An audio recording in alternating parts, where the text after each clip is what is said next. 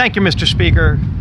Later today, the House is going to be making a very historic and important vote, and that's whether or not we continue to stand with Israel, whether we're going to ensure that the Biden administration follows through on their promise to deliver the weapons that in many cases Israel already paid for.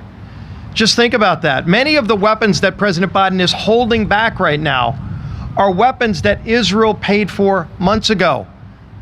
In some cases, things that they paid for before Hamas actually invaded Israel.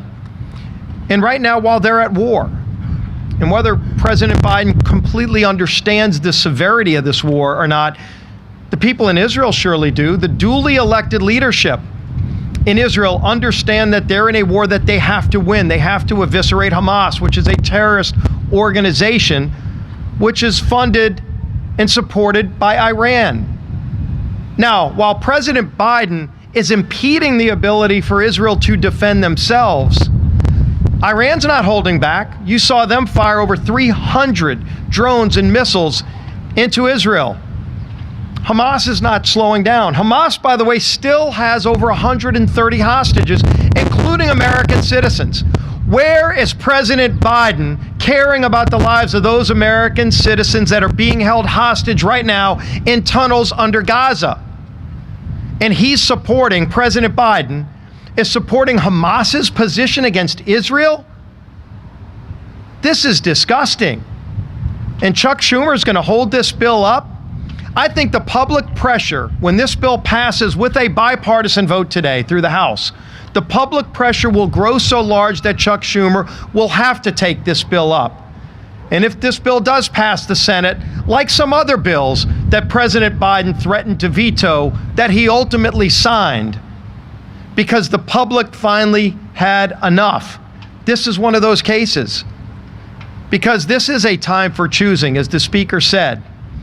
And the choice is very clear. Right now, there is a war going on between Israel and Hamas. And if you're not supporting Israel, you're supporting Hamas, a terrorist organization. And so when President Biden said he wants to hold back on those arms sales, he is holding back on Israel's ability to go and fight a war against Hamas. The only other person that really wants that is Hamas. Why would President Biden choose that side? Well, today on the House floor, every member of Congress is going to have the opportunity to make that choice. This House majority leadership on the Republican side has been crystal clear from the beginning. We support Israel in their right to self-defense. They are under attack from a terrorist organization, and they will defend themselves. They have a right to defend themselves, and they're going to have our support in that right to self-defense. We will have Israel's back, and we're going to see who else does when the vote happens later today. And then we send that bill over to Chuck Schumer, and he's going to have to make a decision. He can give a bunch of hot air and rhetoric today, but when that bill comes over to the Senate, there's going to be a lot of other people, I think, that are going to have a say in whether or not he sits on that bill and sides with Hamas or else supports Israel. With that, I want to bring up our whip, Mr. Tom Emmer.